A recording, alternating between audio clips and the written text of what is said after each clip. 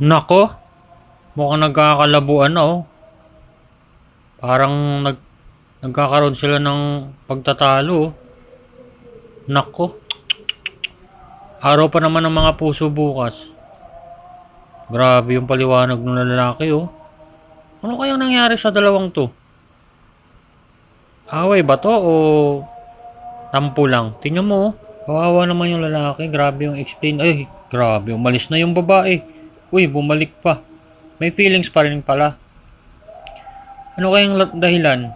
Bakit kaya ganito nangyari sa kanila oh? Grabe yung paliwanag nila sa isa't isa oh. Tagal yan eh. Inedit ko lang.